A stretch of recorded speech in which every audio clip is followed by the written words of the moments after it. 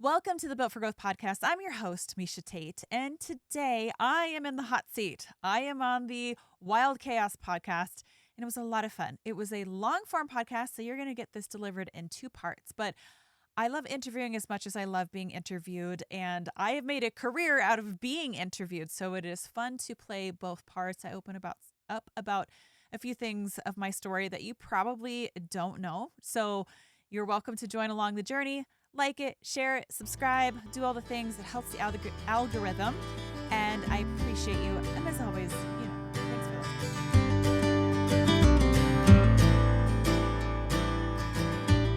listening. Miesha Tate, welcome to the show. I'm really excited to have this conversation for a lot of reasons. One, you're former bantamweight UFC champion. You were one of the leading women that helped pioneer fighting in the MMA, and it just brought it to the map across the world. So that's got to be a really cool thing to be able to look back on, knowing that you were the tip of the spear on putting women on the map as far as combat sports and just showing what the capabilities were. And some of the bloodiest fights I have ever witnessed in my life have been women's fights.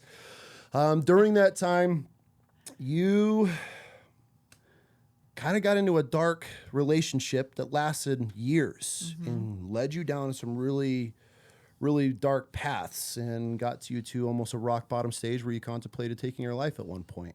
Yep. And so behind all of the medals, the stages, the championship titles, the rings and fans and crowd, you were kind of living a dark life and trapped. Yeah, absolutely. I think that is one of the misconceptions, at least with my story, but I think this happens a lot with female athletes, because you look at them and they look like the pillar of strength. Absolutely. Physically, we're strong women, we're capable women, we're leading a career. And for me, in my situation, leading a career in a male-dominated sport.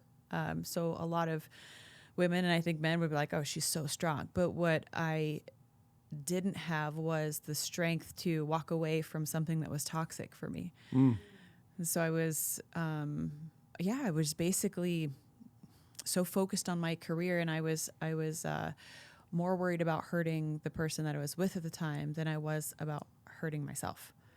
And so I stayed for way too long because in my situation, it was kind of like death by 1,000 cuts. It's like a one more cut over one more day. Like I can handle that. But, to leave him, he made it feel like I was, going to push him off of a cliff. And I was like, It's fascinating. And that's why I really want to dive into this, because as a girl dad, I would be like, look at, she's got everything. But in behind closed doors, you're battling some really dark times. But it came to a point, you changed your life around. Now you are probably one of the proudest titles that you'll ever hold as a mom. Yes. So congratulations to that. Thank you. And you now help women figure out their bodies and through their own biological DNA, I guess, of how the structure of how women are through body and mind, which is fascinating because I'm obviously a girl dad, and there's a lot of things. We live in this world now where women want to compete with men and compare themselves to men, and I don't ever understand why, because one, women are the most incredible thing that's ever been created. You guys give birth, and we have such strength and weaknesses of our own for males and females, and so I feel a lot of people want to just, you need to be like this, you got to train like men, you got to be like this, but in reality, you're never going to be able to compete on certain things of men level. But if you learn how your body works, how it develops, how you can change things and train certain ways, you can be an absolute incredible machine. And based off of how women and their, God, what is the word I'm looking for? You're just biological structure. Yes. So we got a lot to cover.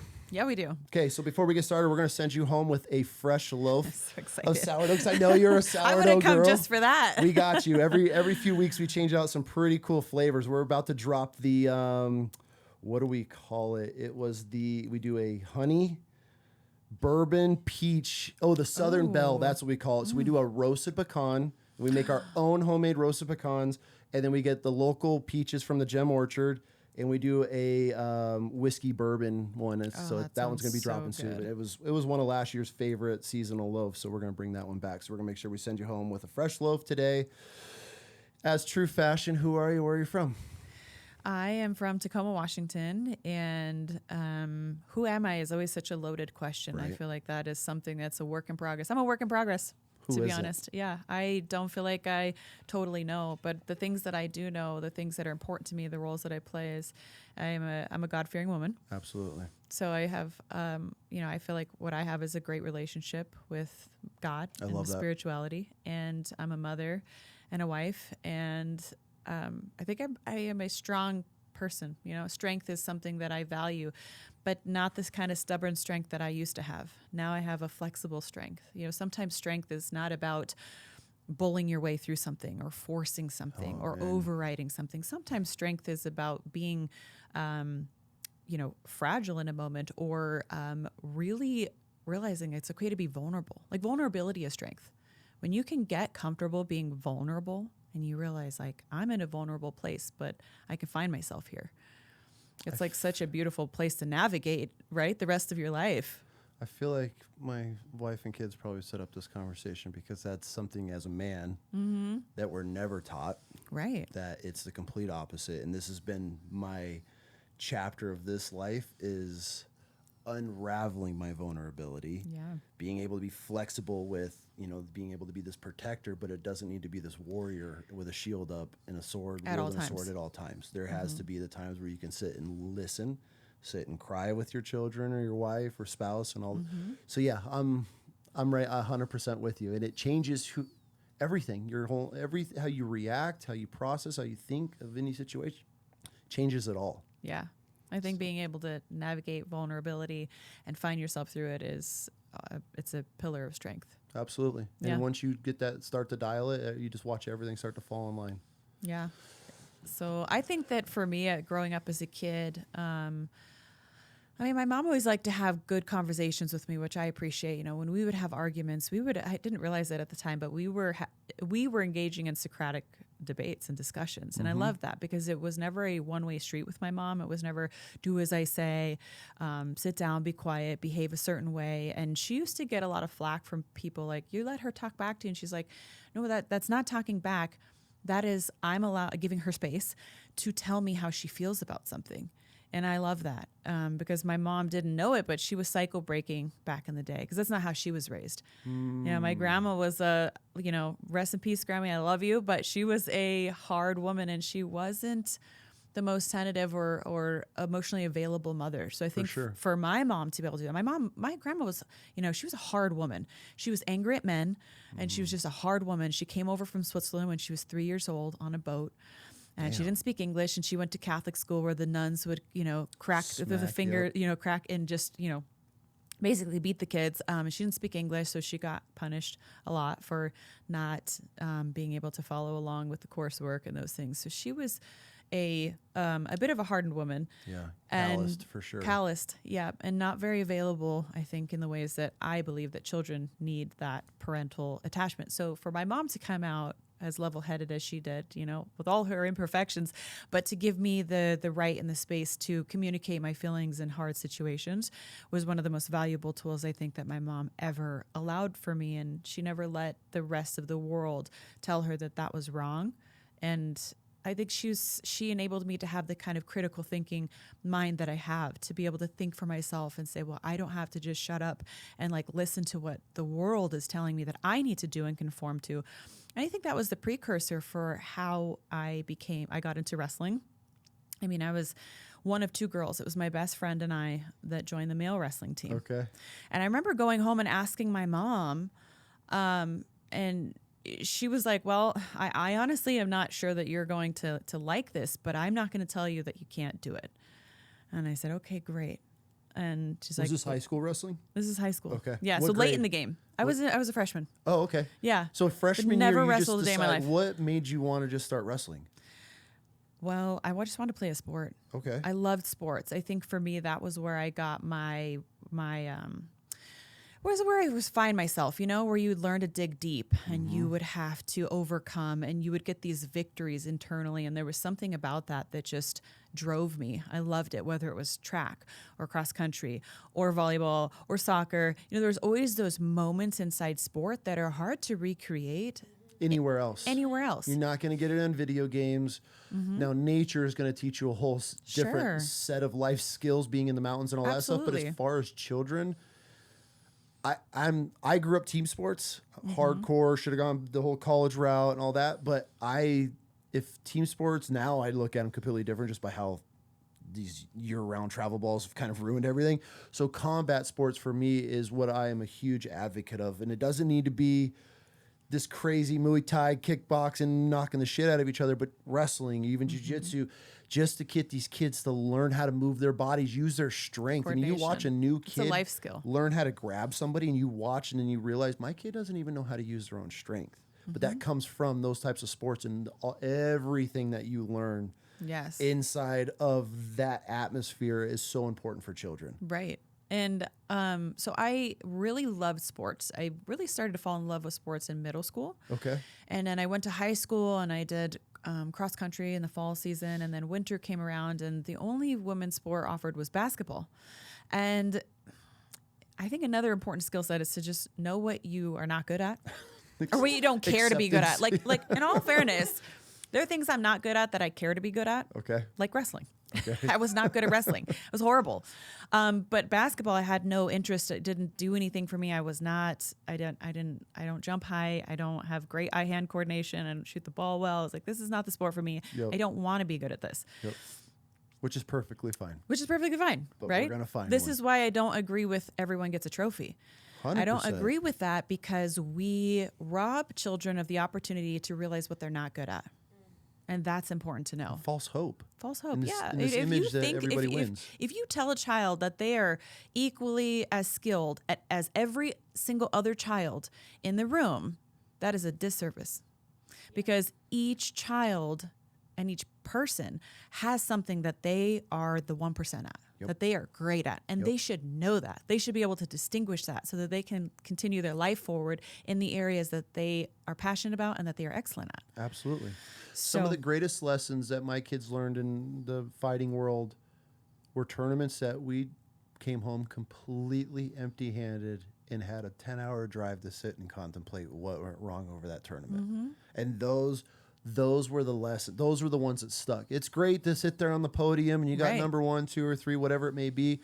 You're going to learn lessons. But when you show up and you think you're at a certain level and you get checked the whole entire tournament and you're sitting there going, oh my God, what's happening?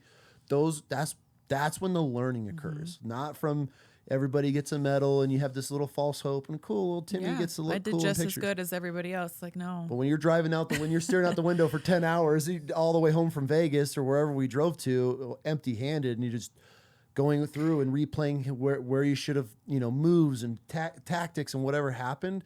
That's when I feel that my daughter's leveled up the most, was in those low moments, because it's like, hey, this is what makes or breaks the people that are going to come back or not. How do we recover from this? If you listen to Andrew Huberman, which I enjoy his educational podcast, and he talks about the importance of failure for learning. Like the failure is actually what cues the brain to pay attention to how to do it right. Yep. So if you did it right every single time, you would not be as good as if you did it wrong 50% of the time. Because your brain every time will be like, oh, like it kind of jars you back in, like, okay, that wasn't right. Yeah. So now I understand how to not do it right, but I also clearly understand how to do it right better. So those failures are so important, and for more than just the science of the brain, but honestly learning how to navigate doing difficult things and not winning and wanting to be better and wanting to strive for better. I think if you get first place every time, or you get a trophy every time, you're kind of like, it just doesn't have the same value of like, that sucks. I lost and I want to do better. I want to win. I'm gonna be at practice. I'm gonna be the first one. I'm gonna be 10 minutes early. Like, that's how you get motivation and drive, is through failure. And all as a child, and all of those little lessons, like, that is why it is so important. When I talk to some parents and mentoring these guys, and I'm like, what are your kids into? They're like, oh, nothing. I'm like, oh man, fine. Well, they're not into that. Okay, cool. They're not into that, but find something they're into. Like, we started her out really early in jiu-jitsu. 2 classes in, she hated it. Not for me. Tried a bunch of other stuff, got out of the combat sports. Somehow we ended up finding our way back into it. Dude, 3 world titles now. All because you have to find that path. And I'm not saying you just let your kids quit after where we set standard. Hey, we're going to give this 2 months. We're going to dedicate this amount of time for it. After this time, let's have a conversation and Yep. see if you progressed, how you don't like it, all the good, bad, the ugly. Yes. And if you truly hate it, cool, but we're going to find another one. And we excelled in it, and you never would have known without. Right. And I get some backlash on this because we forced our kids into a lot of things. Like, hey, you're going to try this. They get there. We did the cheerleading thing. That's your job as a parent. Absolutely. And it was Yeah. like, but a lot of people don't agree with that. They're like, you always should let your kids pick. Well, if you let your kids pick, they're probably never going to pick anything. Well, they don't have perspective on life. They don't even know what the sport is that you're talking to them about. So the difference is that you should let your child have a say. Absolutely. But to choose something that they don't even know what jujitsu is or truthfully what it is. Like some kids think wrestling is the WWE. They don't know. Like this is how my husband got into wrestling. He's like a pro, grew up with his dad as a pro wrestling fan, and he thought it was pro wrestling. And then he ended up, going and getting a scholarship at BSU. But he started at like 8 years old, and he didn't know what it was, but he found his work ethic through it, and I think it changed his life. He first in his family to graduate from college. Good for him. Yeah, with the wrestling scholarship, and then fighting, and and then we met obviously through the sport. So I mean, there's so many amazing things I think that can come from sport. And I will say is that I believe that as a parent, you should not let your kid quit on a bad day. Nope. You let him quit on a good day. And that's with having the say. And that doesn't mean like, we set the standards too. So my daughter, for example, she doesn't love jujitsu. She's a very strong girl, physically strong. So I've been thinking, we're going to get her into lifting. Like we're going to get her into like powerlifting. I'm not saying I have goals or aspirations for her to like be super competitive at a young age with powerlifting, but she likes to lift her friends. She loves to lift weights. And I'm like, okay, you know what? We tried jujitsu. She got her first belt. She'd have a lot of days where she would cry. She's just developmentally a little bit like she's not quick on her feet.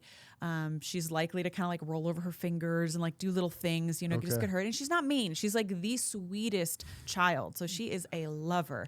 But we were like, okay, if you get to your second stripe and you still don't like it, you can stop. So like on the day that she gets her stripe, which is like a great feeling, right? And she's like, I'm done. I'm done. And I was like, great. Like we really gave this a good try. You had some tears. You had some good moments. You got your second stripe and amazing. Now my son, on the other hand, is like, he's thriving.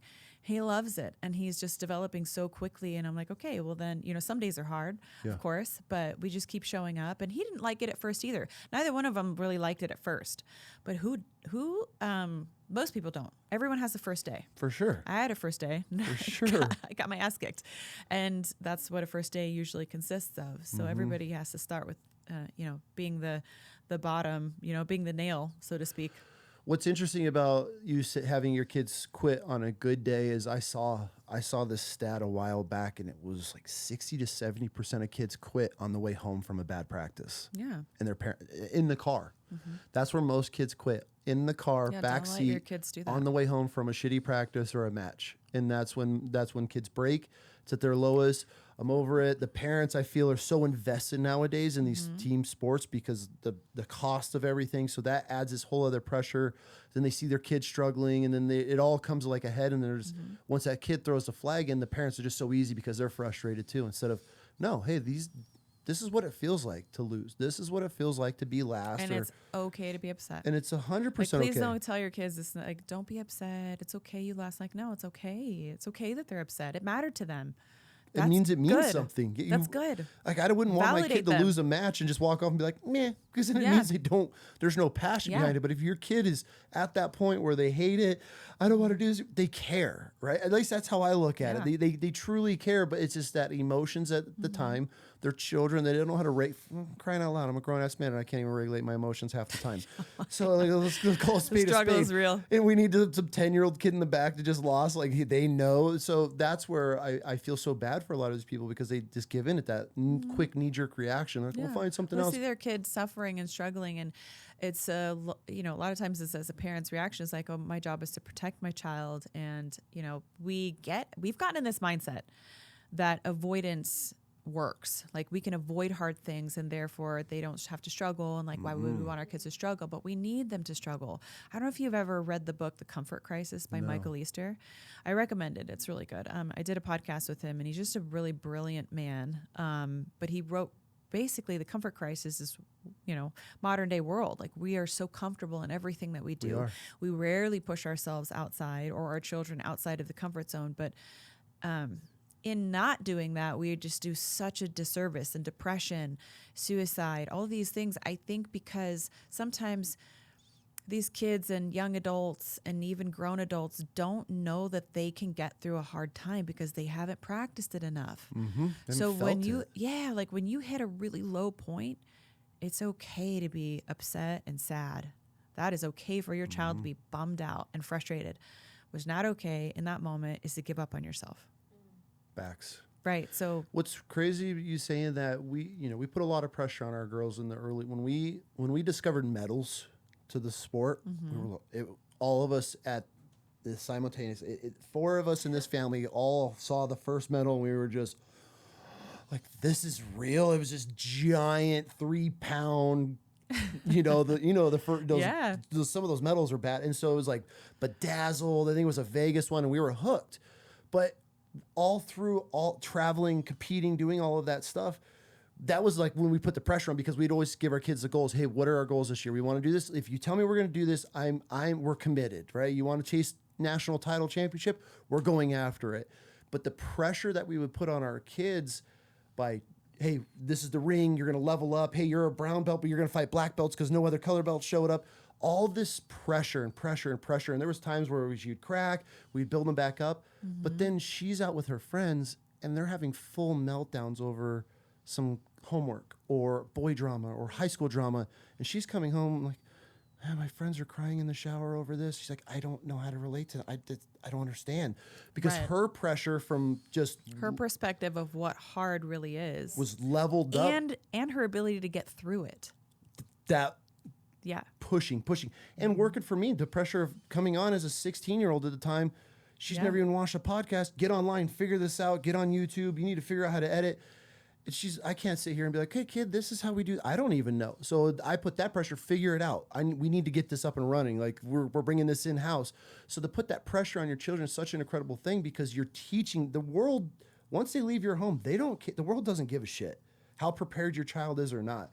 I would rather have that pressure knowing that they know how to push through it. That I'm going to need to buckle down, grind through this phase and get over this hurdle, whatever it may be that life's giving them, learning it as a child, young teenager. So when they hit that adult phase, they lose a job. There's a huge setback in their life. They're not going to just crumble, because we've sheltered our children in our homes, right? As parents, it's our natural thing is to want to protect. One of the hardest things is to let your kid take that step knowing they're about to get just fed to the lions. Yeah, but knowing those are that they're lessons. Gonna fall. They're going to fall. But guess what? As long as you're there to pick your child up, hey, when you dust them off, listen.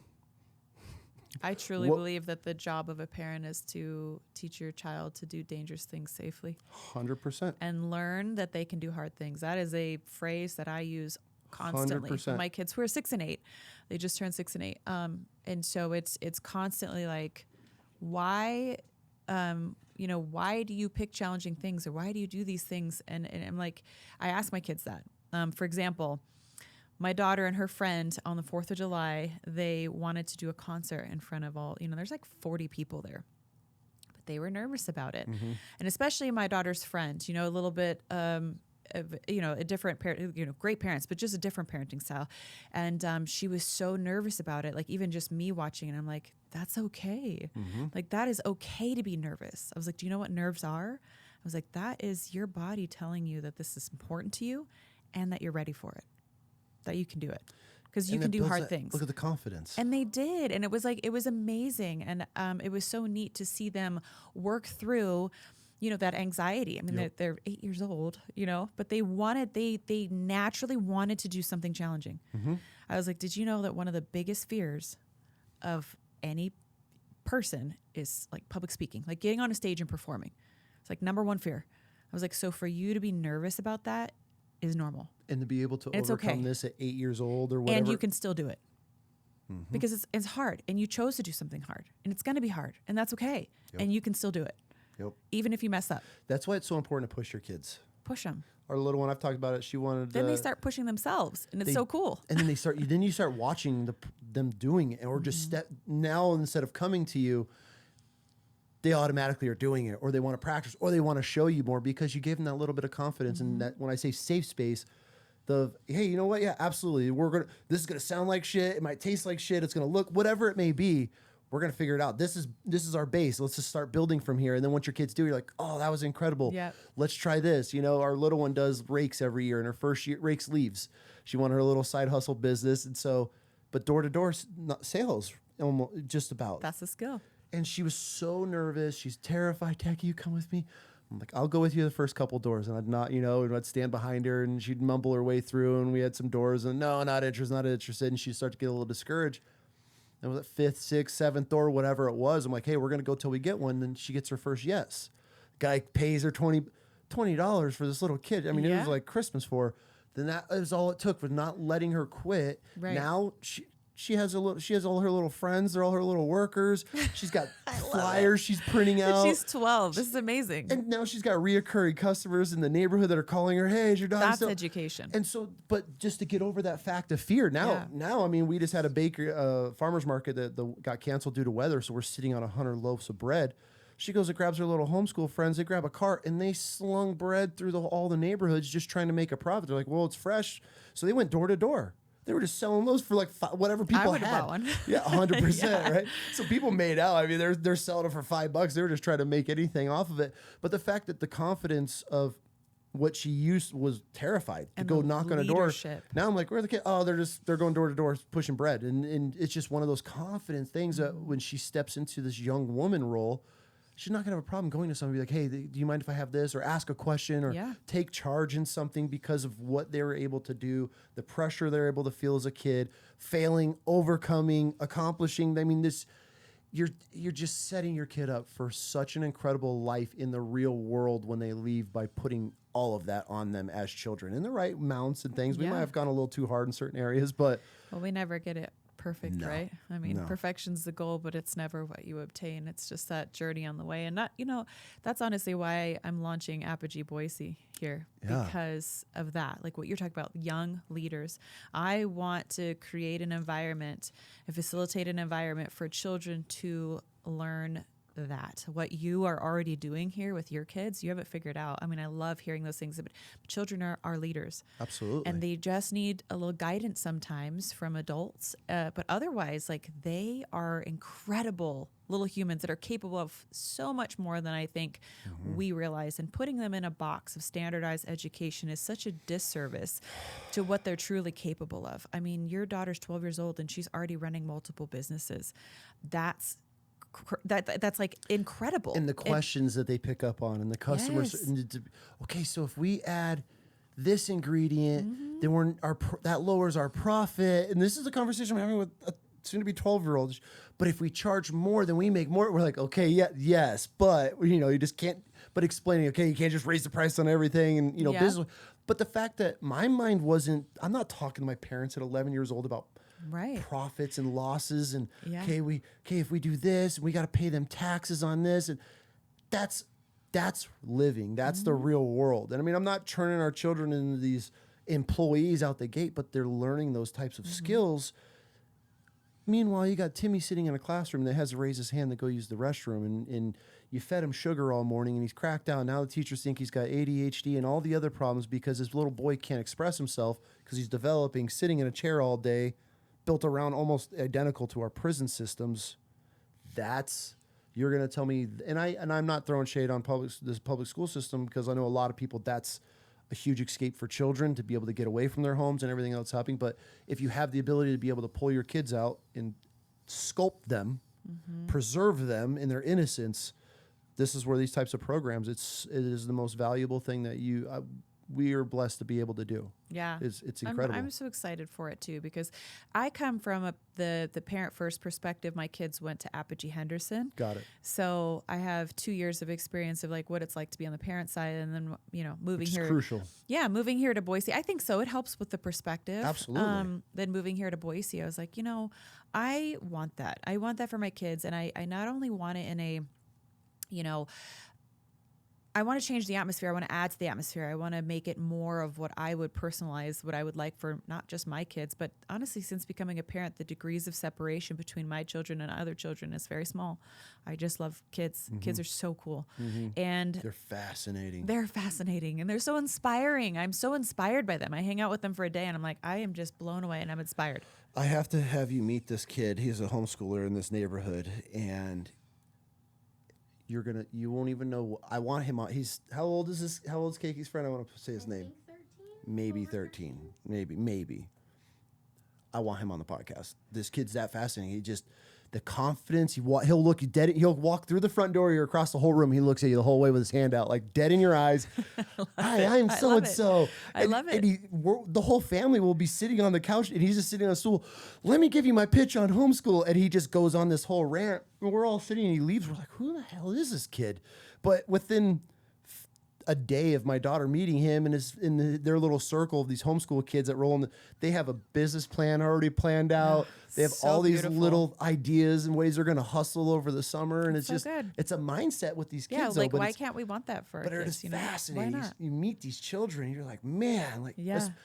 and I'm, it's going to sound kind of like a public school bash. It's not. I understand where everybody is, but when you are out of the system long enough and your children aren't pulled into the trends and the system of the public school, and you see how they develop outside of it in their own world, it is fascinating that you just, it's night and day. I can't even compare this group of kids to any other because Yeah. the way that their mind thinks, that they're processing situations, You see what they're truly capable of. the critical thinking the questions that they ask, you're just like, oh, yes, okay, this is where I want your mind. It might be something completely off topic, mean nothing, but the fact that their mind isn't just this textbook, cookie cutter, sit down, raise your hand, do this, X, Y, and Z, on to the next problem, even though you don't know it.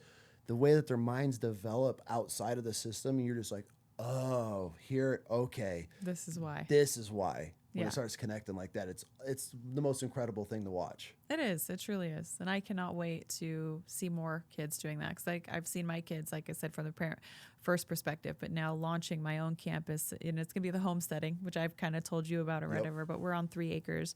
We've got cow, we've got a chicken, we've got goat, lots of chickens, goats, ducks, all the things, and gardening. And, so it's like the kids are going to be able to connect with the land and the animals. And that's, Absolutely. I think, a big part of education too. I think as a young age, I benefited. I had chickens and cats and geese and, oh gosh, lots of animals. But there was a lot that I learned from taking care of animals and animal welfare and that, being able to empathize and care for and lose, it sucks to lose an animal.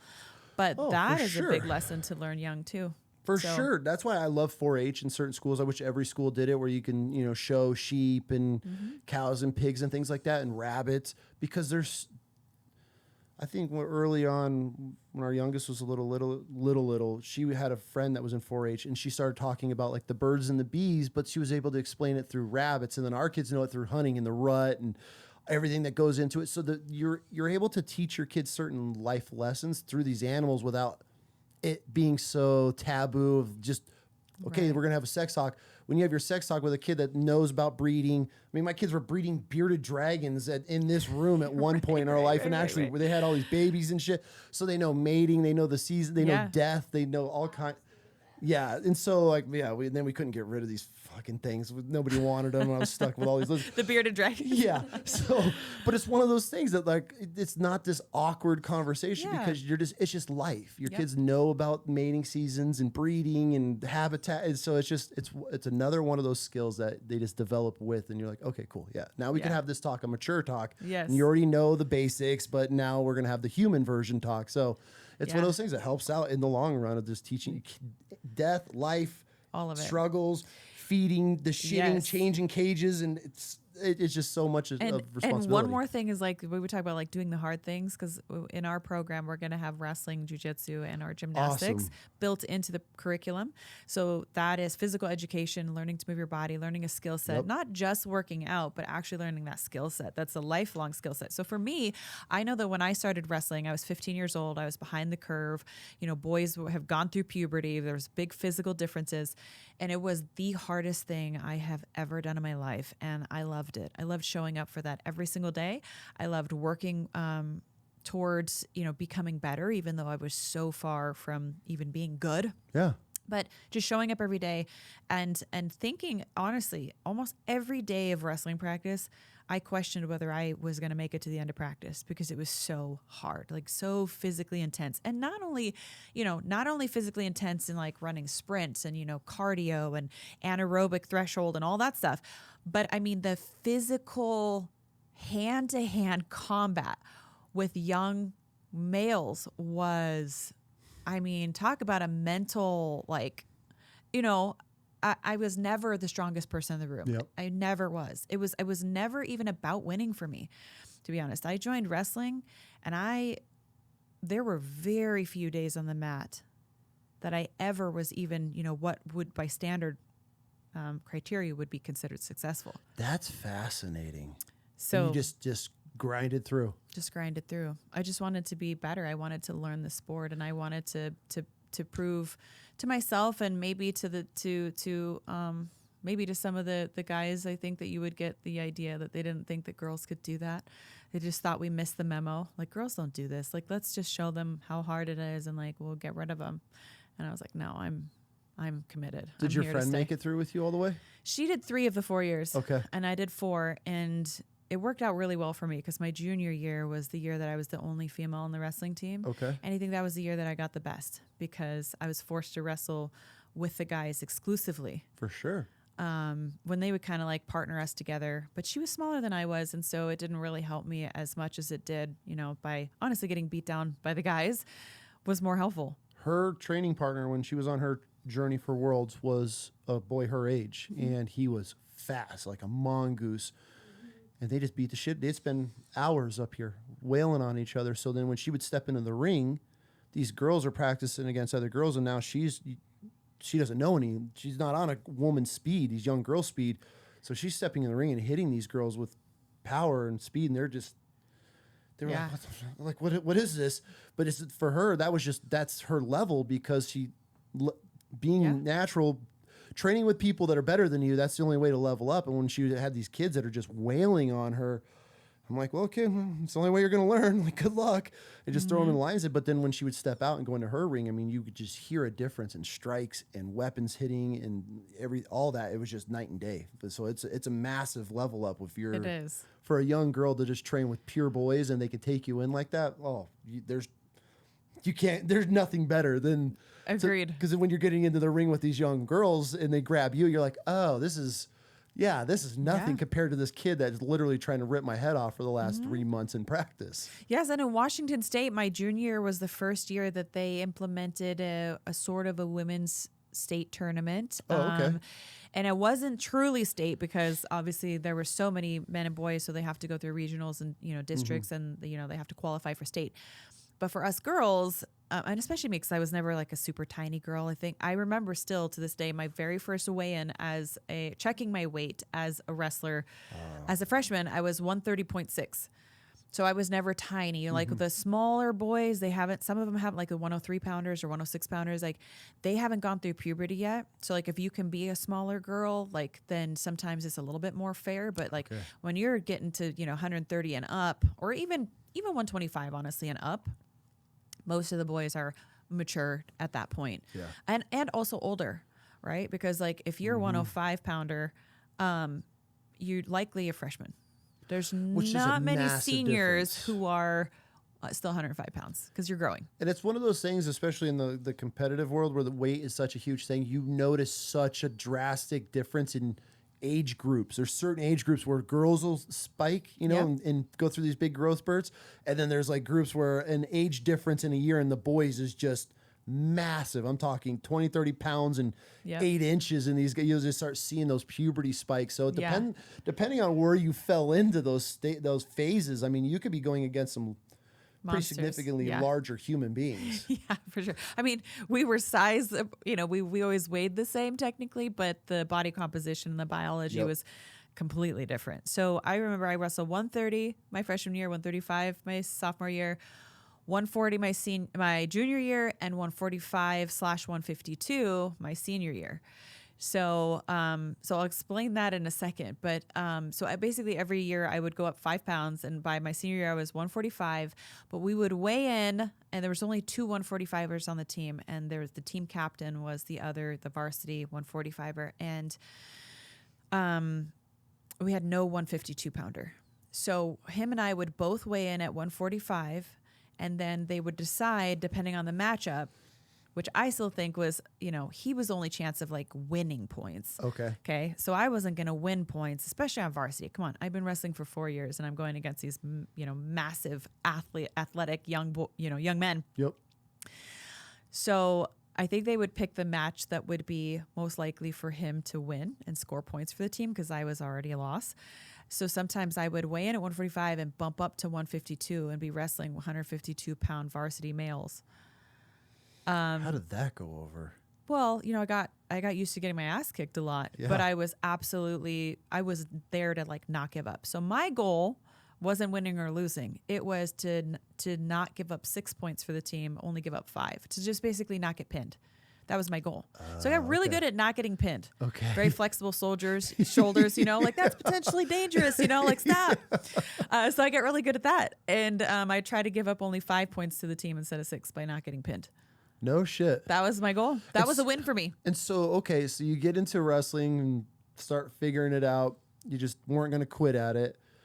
So your senior year, I mean, were you really into the sport and wanted to continue onto other things? Or was wrestling your only combative sport at that time? Yeah. Okay. So I only did other running sports. I did soccer and volleyball in like middle school, but by the time that I went to high school, it was cross country, wrestling, and track.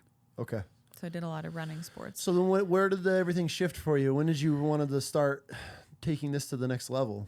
Well, I would say, let me tell you about the state wrestling. So my junior year, they implemented a women's state round robin that would happen which is just like four girls in a bracket. Yep. And so we would all wrestle each other.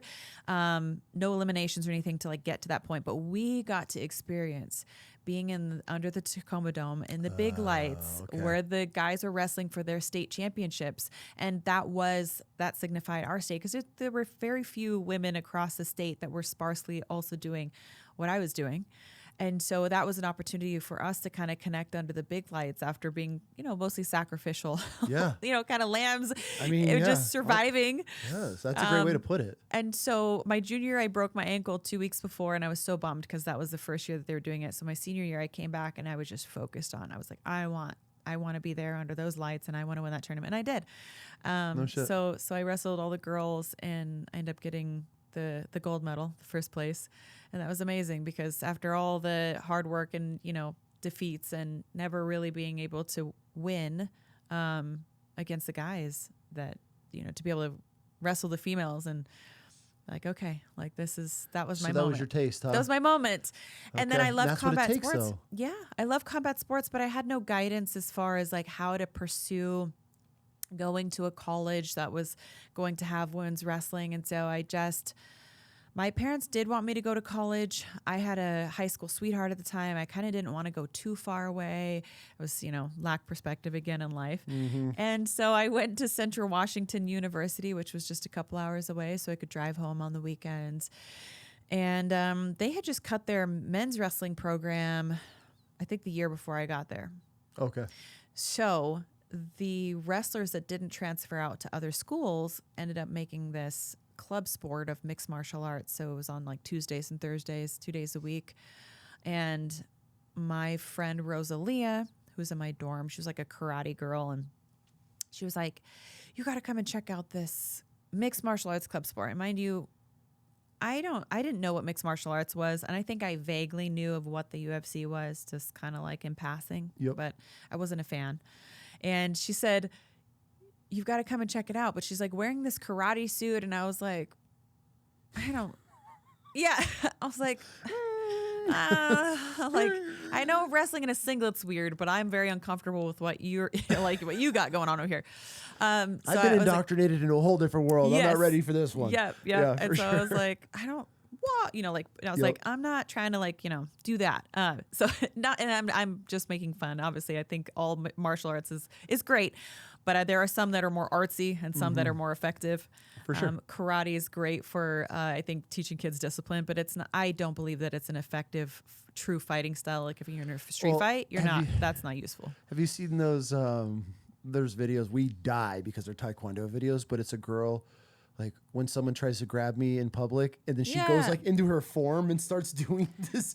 Right. I'm like, it's like, that's not really going to work. I mean, That's you're going to learn skills, but I get what you're saying. There's discipline. You can learn 100%. discipline and stuff, but like, let's not think that these kids or, people doing this is really going to translate to someone who's violent in the streets. For sure. Okay. Yeah. So she's doing that. And I was like, I don't know. So I didn't go with her the first day. And she came back and she's like, you got to come. So she was persistent about it. And I was kind of like, I don't know. She's like, they're all former wrestlers. And I was like, oh, okay.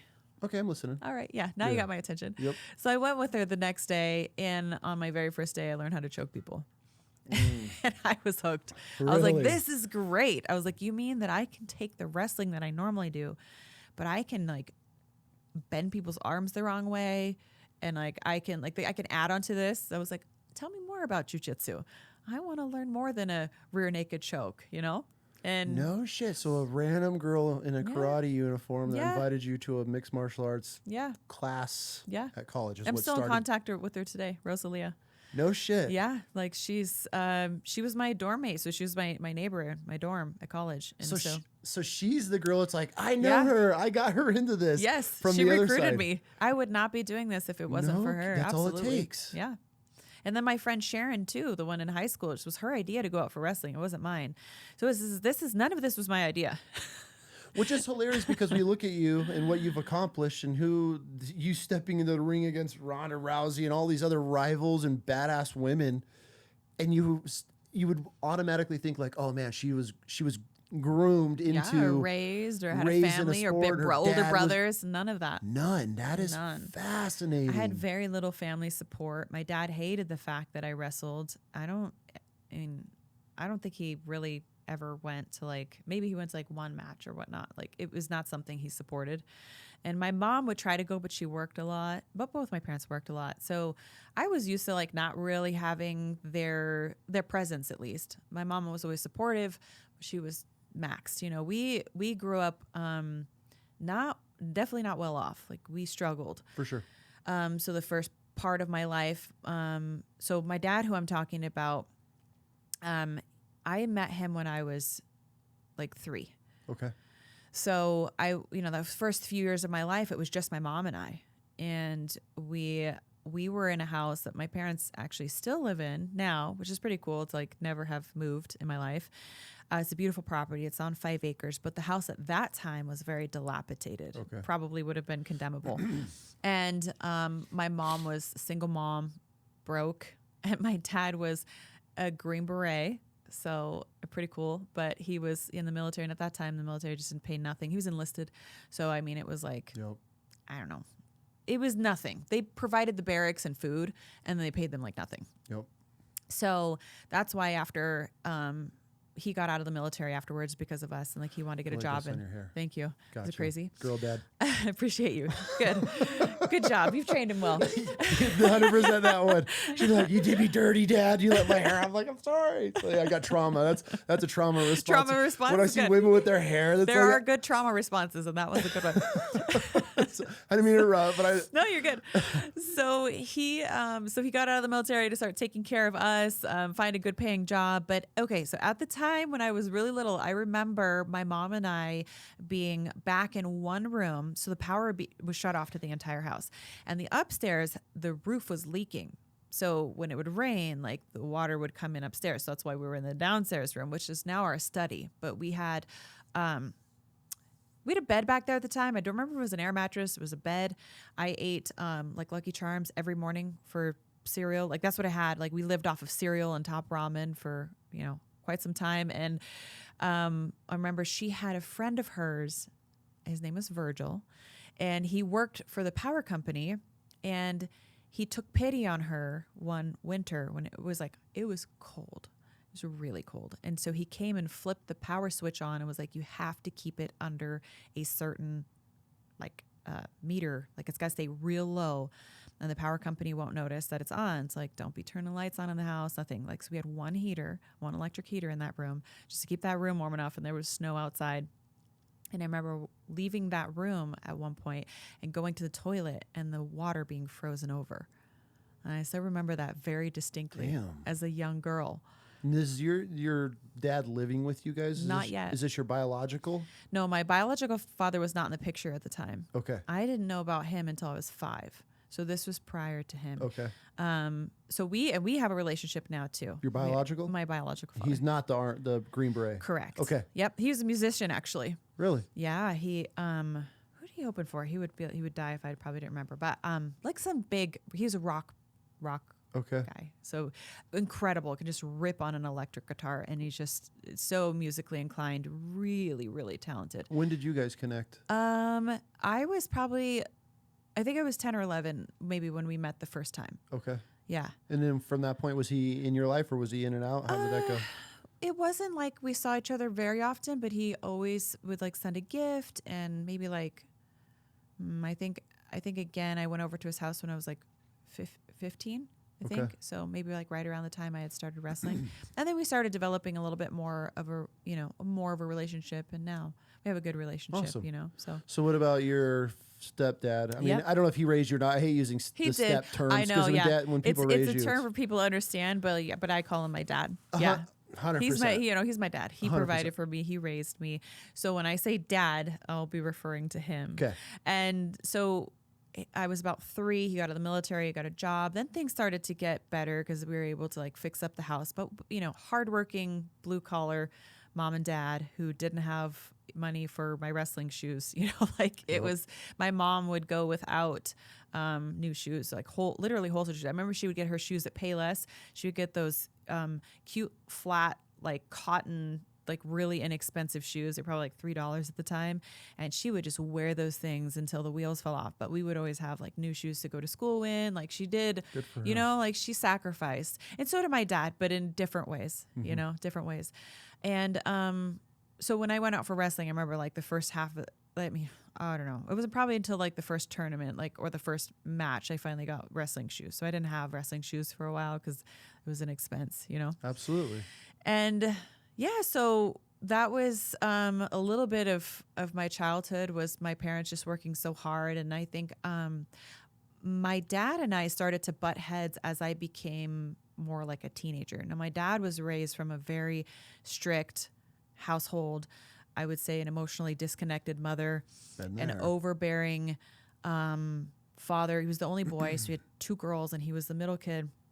And the boy just raised different. That was where that was where the dad's frustrations or anything would go wrong, or if he was double standard. I'm not saying that the sisters didn't have it tough too. They did, but when it came to like the physical aspect of it, it was different for my dad. I remember a story of my grandpa, we called him Opie, was 6'7", just a booming, massive man with a bellowing voice. I mean, he could just rattle the walls with a yell. Like, he was very scary. And like, he put my dad through a wall at one point. Like, I remember I won't tell my aunt's story because I want to speak on her behalf. I know that my dad's comfortable with me telling, a few of those things. So, my dad, young, started smoking weed and like looking for that kind of outlet of just like, how do I self-medicate? I think a lot of people who deal with addiction is more about trying to find comfort. Absolutely. And like, I wish that people were a little bit less judgmental and realizing like, you probably haven't been through what that person is. I don't know if you know who Dr. Gabor Mate is, but I'm a huge fan of his. And he explains that as addiction, I think one of the addicts he talked to described it as like a warm hug, like when they would shoot up, it was like they would get this sense of like love, like, and belonging. It's like, man, like what human isn't entitled to that? Now that's misguided, of course, but my dad was numbing. Chase. That's the feeling, right? Yeah, it was just like, drawing him back. We need, as humans, we need connection, we need love, we need something. If we don't have it, then we try to self-medicate sometimes because we're misguided. And so I think my dad tried to do the same thing with weed, and he kind of, I don't know, he got a little bit he wasn't a bad kid, but he got a little misguided, and then he ended up enlisting in the military, and that totally changed things around for him, right? Yeah, so it added that structure and purpose, and then he met my mom, and he was young. So my dad he's like 2.5 or 3 years younger than my mom. Okay. So my mom was 22. We actually have the same birthday. I was born on my mom's 22nd birthday, That's August cool. 18th. That's cool. Yeah. So we share the same birthday. So my mom says she's forever 22. I'm like, I'll let you have it, Mom. So I'm now older than my mother. Yeah. But so I was 22. So she would 23, 24, 25. So my dad was 22 when he entered the picture, and a young 22, like a military, like not an experience with kids. Who is at 22? Who is at 22? God, I just found myself like a few years back. Right. And so he's coming out of the military, and he was very fun. He was like a big brother. Like he was like a playful, very playful.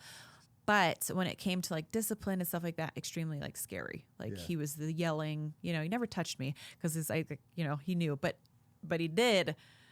He was hard on my brother. How many siblings do you have? So in that family dynamic with my dad who raised me, there was myself, or not by blood, and then my brother was 7 years younger than me, and my sister was 7 years younger than that. Okay. Or 7.5. Damn. Yeah. So we have like quite an age gap. Yeah. Yeah. Okay. So it was the same dynamic, a little bit more spread out, but my dad was raised with an older sister who was a middle boy, and then a younger sister. So it was the same thing playing out with my brother, kind of taking, my parents were breaking generational cycles. They weren't as, intense or as their parents, but of course, there was still a lot that had to be worked through, and not as many tools and opportunities. So he was hard on my brother. It was hard on all of us, but thank God for my mom. My dad's a wonderful man. All the good moms out there. But like, thank God for my mom, because she was the one. Like, she was the sounding board. She protected us in the ways that, she did her best. She did her absolute best. That's why women are so incredible. Yeah. So thank you. I mean, so are men. It's a dynamic. But a lot of us.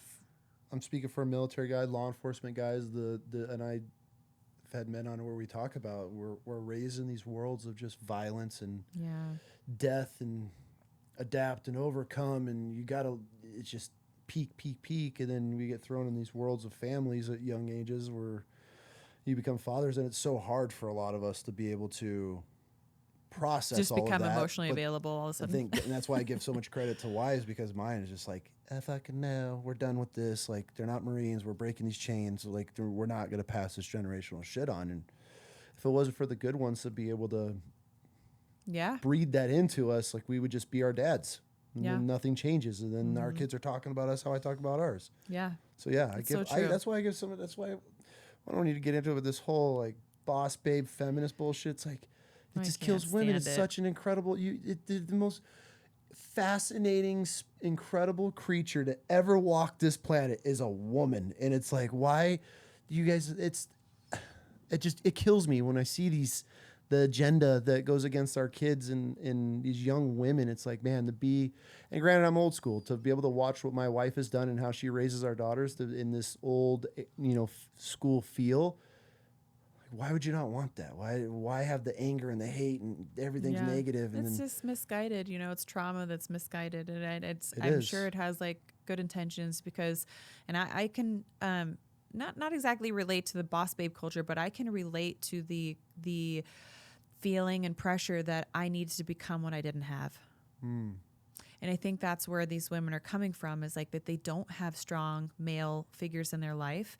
And because they never had the security, they try to become the security. And that is a misguided attempt. When you realize that you can relax into your feminine when you have a man who will show up for you and provide for you and have some chivalry and just be a good father and a good man. It's like, like you could just like breathe. Oh my gosh. Okay. I don't have to be all that. That's so nice. Cause it's like, it's really hard to do both roles. I couldn't even imagine. I couldn't imagine having to feel my wife's role, right? Like as that compassion, caring, I do my best, but it's one of those things that's just so hard for me to just dump as far as a woman would. But that's where it goes back to our roles, that where we were created as, and that's when, I get a lot of backlash because we're very traditional here, but being able to be equally yoked. But what you're saying is a woman should not have to feel that masculine role, shouldn't have to tell the kids, hey, be the disciplinary and all of the other stuff.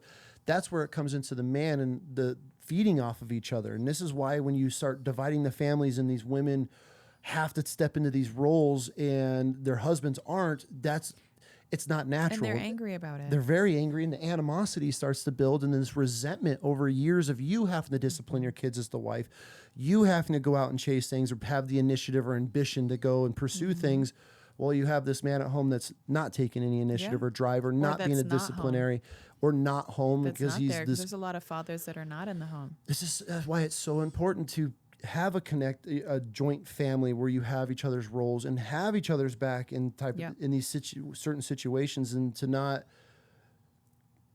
undermine the other parent. It's going to be hard, to be able to have that balance, but it's the role of a father, especially in a young girl's life, it's so crucial. It's so important. It kills me when I see these families falling apart for finances or some stupid reasons, and it's like, man, what we're able to provide for our kids in a home under one roof is the greatest gift that you'll be able to provide to them. But right now, like, everything's just divide us as our families, and women need to be in these roles and men need to be doing this, and it's like, man, just come together, and it's all our kids need. And so that's something that I didn't have as a teenager. What started to happen was that my dad didn't know how to relate to me. Okay. And my dad started going down his own path in a sort of destructive manner. So my dad has been over 10 years completely sober. Okay. Now, and he had a accident mountain biking, and I remember he tore his whole. We were up in Anacortes. I'd been begging my parents to take us camping. I was a teenager. I was like, I'm like the only kid I know that hasn't been camping, so I really wanted to go camping. But anyways, he got into downhill, mountain biking a bit, and there was a log that fell, and it was there was a chunk that was cut out of it, so there was still a trail, but he clipped it. Oh yeah. And he went over it, and so his shoulder was down here. We took him to the emergency room. They put him on painkillers. Mm-hmm. And the painkillers were something obviously that helped him because not helped him, but the self-medication part, right? So there was still so much trauma that he had never unpacked. Mm-hmm. And I think a lot of men can relate to this. And I think this is a very common struggle, is that we don't talk about how we feel. Vulnerability is weakness. We've got to soldier on, right? We've got to be soldiers. That's how we show up best for our family, is we just shut up, we provide, we go through the grind, and we tuck it down deep, and we don't talk about it because that's it's weakness. And we need to be strong. But under the guise of strength is, you're falling apart as a human being, because all the emotions that humans have, they are human emotions. Mm-hmm. There are no good emotions. There are no bad emotions. You have to experience your emotions. If you don't experience them, then I think you end up in a situation sometimes where you may end up in a situation like my dad, where you start self-medicating. You find something that kind of alleviates the pressure of trying to deal with those skeletons that are knocking on the door constantly and won't get out of your way, so you can do what you think you need to do as a man and provide. And so he got hooked. And, for years, he was on opiates.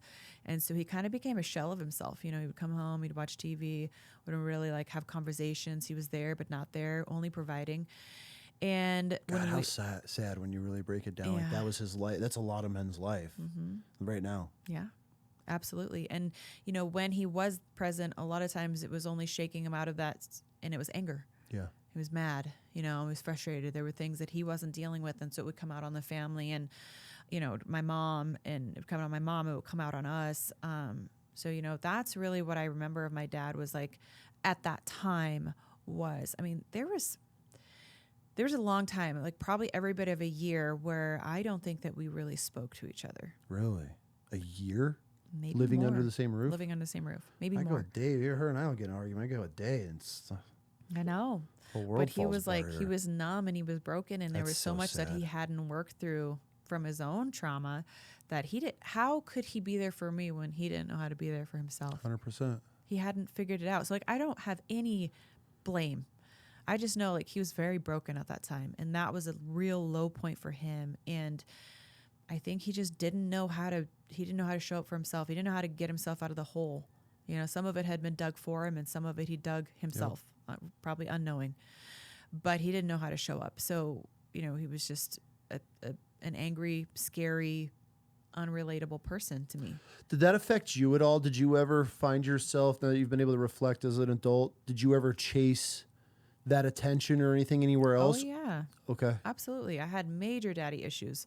I didn't have a father that was present for formative years in my life at all as a young child. And then, you know, not in the ways that were appropriate, I think, for me as a young girl developmentally. Now I loved my dad, but when I became a teenager, again, we just were from different planets. And so he just wasn't available to any of us, but you know, we were angry at each other. We didn't understand each other. He wouldn't listen to me. Like how my mom would listen to me, he would not listen to me. It was very much like, I tell you what to do, how to show up, and you listen. If you don't listen, you are a disobedient child. And I just did not relate to that because I was used to my mom, and like she would always at least give me some let's talk about this. Let's hear each other's side. My dad was militant. He was like, no, you are a bad child. You are a bad kid. Black And that's or how I white. felt. Yeah, very black or white. There was no gray. No gray. No. And so, yeah, we would pass each other in the hallway. And I remember like one time you walk towards each other and we just pass each other like this. And we would like just turn sideways, just squeeze by each other, like not even look each other in the eye, like awkward moment, you know, of just like having to be in like such a tight space with each other. Yeah. So it was tough. So I think when I went out for wrestling and I was trying to become what I didn't have. I think that's why, honestly, I was so drawn to it, was because like this was a masculine thing, and I didn't have that in my life. And so it was like, well, I wanted to protect my mom too, because their relationship was not good. Okay.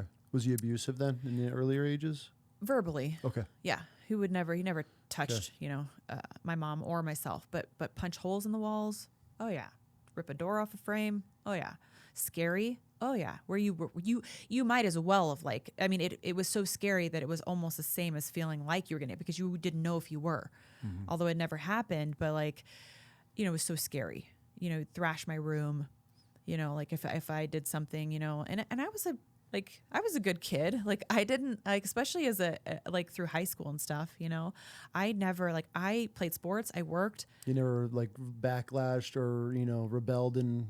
I mean, not in ways that I know kids do now. For I sure. was pretty innocent. Well, that's why I was asking. I was pretty good at two shoes. Like I've always kind of been a rule follower. Okay. And I think because I had foundational love from my mom, I wasn't too far off the deep end. Like I always had someone I could talk to. For sure. I always had someone that could be there for me. So I felt at a loss in part of my life, but I also felt very grounded and safe in other parts. And what I will say, I want to give my dad credit in this department. I remember there's only a story I've shared one time. So this is something I'm recently like talking about, but I used to stay with my grandmother a lot, my mom worked, and my dad worked. And there was this old friend of hers that his name was Walter, who was a child molester. And she knew this, but my grandma was, I can't understand it, but she was a bit demented. I don't know why she would have this person around. She was not supposed to. This is your grandmother? My grandmother. Okay. So I was sitting at in my grandmother's house, and he was not supposed to be there because my mom grew up with this man readily available, like all the time in her life. Okay. So I think you could put two and two together. So, my grandmother, I know better. I won't have him over, blah, blah, blah. Well, she had him over, and I was sitting in the way that my grandmother's house is. It's kind of like you walk in the front door and there's this long room. So the couch is up against this wall, front door is here, TV's here. And over in this corner, he was sitting in the chair. And so the doorway to get into the kitchen where my grandmother was. Had to pass him. Yeah, you have to pass him. And I don't know, my grandma was either on the phone or something like that. And I was watching TV and he kept trying to talk to me. It was like the hair on the back of my neck went up. Like I was 5. And I just knew, like, the way that he was interacting with me, something didn't sit right. And he kept asking me to like come over and he's old. I mean, this guy's old. He's like in his 80s. So he was just weirding me out. And I just wanted to watch my cartoon. And he kept asking like, come and sit on my lap. Like, come over, like, come sit on my lap. And I was like, no. I was like, I don't know you, and I don't want to do that. And so I was scared. And eventually, after him like pestering me a while, I wanted to go find my grandmother. And so I went to go through the doorway and try to find my grandmother, whether she was in the bathroom or the kitchen, I don't know. But like, I needed to get basically through this doorway to the other side of the house. And so as I tried to I was like squeezing by on one side of the wall, and like he grabbed my hand. And luckily it was like an old man. I yanked my hand out, and I was just like, I was so scared at that moment. And I found my grandmother, and I don't really recall what happened there, but I know that when I went home, I told my mom, and she told my dad, and my dad scooped me up in our little red Suzuki Swift. Okay. Okay. I'm picturing this. Picture this, okay? Because I was home now. And he swooped me up, put me in the car, and he drove down there. And he almost buried that man. Like, really? He didn't put his hands on him, but like he had me in his arm, and I remember being over stressed, and he was like a military drill sergeant. I mean, he was, if you ever and there's spit flying out of his mouth. If you ever fucking touch her, I swear to God, I will fucking murder you. I will put you 6 feet in the ground. You better never fucking be here again. I never see your face. Like, and he just gave me that salvation in that moment. Like, he showed up for me in a major way that I knew that I should never have to accept someone making me feel that way. And so he really showed up for me. What an important moment. Mm-hmm. That just shows you how crucial a father that can take charge, lead his family, and how it trickles through everybody in the house. Yeah, he knew how to show up in that moment and protect me. Good. So, for all the shortcomings, there was a foundational love and trust that I think we were able to build on later when he kind of like found himself a little bit. For sure. When did he find himself, and how did he? So he's been, 10 or 12. So I think that he knew for a while like this was becoming a problem, but it went on for a really long time. And I would say it was in my 20s that he had some like coming off of the opiates and then relapsing. And luckily my dad he knows how to do hard shit kind of man. I mean, he really is a man's man. Mm-hmm. I'm talking like hunting, building stuff. Like, he just knows how to do hard things, but emotionally checked out. Yeah. And unequipped, like zero idea how to do that. Mm-hmm. So I think through having his kids and through my mom, eventually we were able to like create, but he had to be willing, but create some safe spaces for conversation, and I remember, there was still a lot of like uphill for a long time. A lot. It's got a lot of years to catch up on that. Years, for sure. A lot of years. But it's a start. I feel a lot of guys that I talk to, it's too late. Yeah. It's too late, man. My kids are already teenagers. My kids are grown. And it's like, dude, start now. Yeah. Start the repair. Okay, cool. You chalk it off as a loss for their young adult or young childhood lives that we screw up. But let's build this relationship now, and maybe you'll have a relationship with your grandkids. Yeah. Maybe you'll be 80 years old and you're fixing it then. Mm-hmm. Like, it kills me to see and hear so many men that are, I can relate to it. That's my biggest thing. My wife's just like, I don't know this, there's this empathy and the care and the love. Mm-hmm. It's just so hard for me at times. But it's just, I feel so many other guys and that were the same way, never had the advice or ever had the help or the ability to break chains until it's too late, and they feel it's too late. And I'm just like, bro, start now. Mm-hmm. Start. You're never too late. I don't care how old your children are grown. Just start mending it. And the children should never have to fix the problem with the parents. Mm-hmm. It's the even if the child is wrong, as the parent, it's our role to do whatever it takes to have that relationship. Okay, now granted, if they're doing some crazy off the wall stuff, I'm not saying you got to bend the knee and just accept it, but if it's their rules, their way that they want their kids raised, whatever it may be, figure out that common ground and swallow your pride, make it work. It's your children. Mm-hmm. What's it worth? Yeah. So it was maybe his late 30s that he started to figure that out. Okay. Because he was probably, maybe even in his 40s, to be honest, the timeline there. But he's in his early 60s now. Looks great. he works out and takes care of himself, and Good. I'm really proud of him because this is such a difficult thing to come back from. It's one of the hardest addictions to overcome. Well, not only the really addiction proud of him. part, but Right. that generation, The healing part. which none of them know how to heal from the boomer generation. None of them know how to process anything. So many chains just linked to them. Mm-hmm. And then you get us, these millennials or whatever else we fall under. And it's so hard to be able to look and just be like, okay, we could just work on this, but they'll never. But the fact that he is and taking it and, started in his 40s or whatever, but that he's in his 60s now in making those changes. I mean, dude, he's already ahead of the majority of that generation as far as just accepting change and wanting to have a relationship for sure. Yeah, absolutely. And so, we had over the years, like a lot of deep conversations that led to tears on both parts, which was great.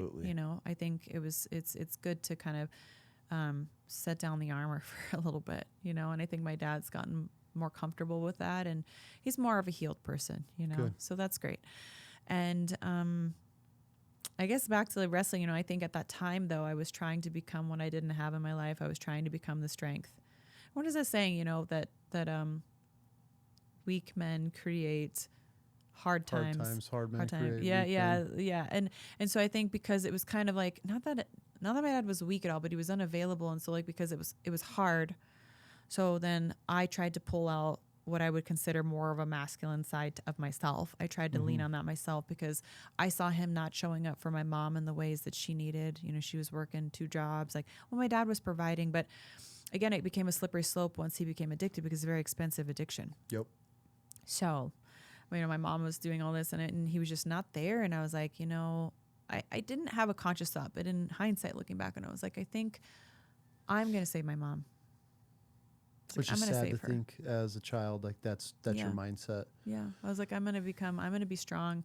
I don't need that. I don't need my dad. I don't need, like I will figure it out. I will, become what I don't have, essentially. Do you think all of that was preparing you for the UFC in your that journey that you were going to take? In a misattempted way, of course. I think that there was a lot of energy spent that didn't need to be done. I think I worked harder against the grain. I think I had to have adversity and have things not right in my life because it was what was familiar, and that was like what I used as the driver, which I don't think is necessary. I think that will honestly peel away at you faster. It's like burning the candle at both ends. Mm-hmm. So it wasn't I mean, I became a world champion because of all of that. But I think I could have been a long reigning world champion if I didn't have to go through all that. Let's unpack that. Yeah, because I was at my breaking point when I had my title fight. So I was already past. I was already broken. Okay, let's jump into this. Yeah. So, wrestling, high school, random girl at college invites you to an MMA club sport. Yep. You're automatically hooked. So you do that for a couple of years, training with guys. No, I did it for a couple of weeks, then I had my first fight. It was really fast. What? Okay, so yeah, I was like, no, not years, weeks.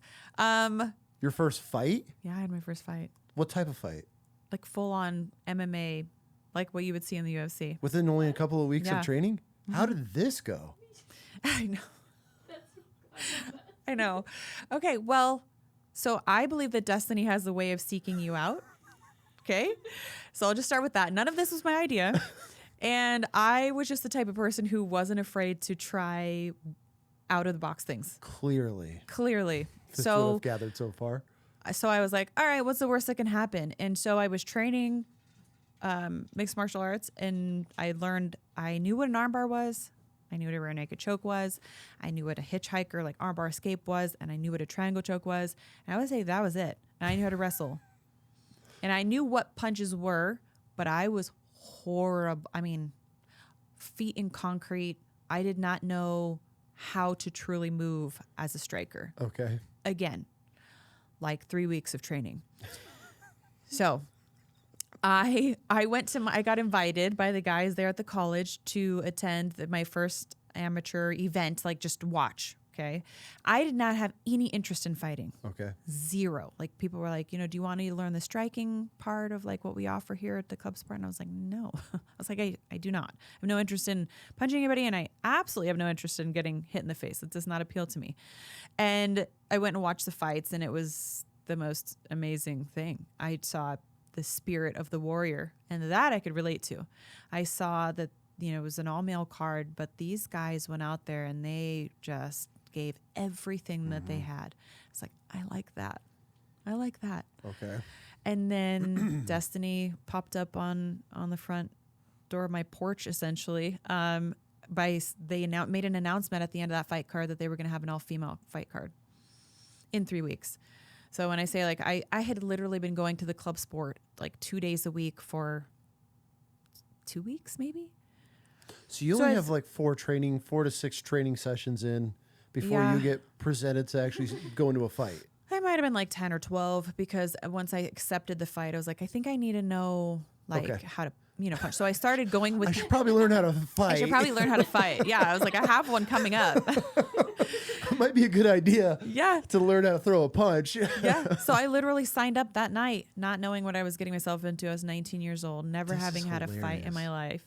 And I started traveling with the group there at Central Washington University to Yakima to train. So Yakima MMA. So now you're taking it serious. Yeah, for a couple of weeks. I was basically a pro at the time.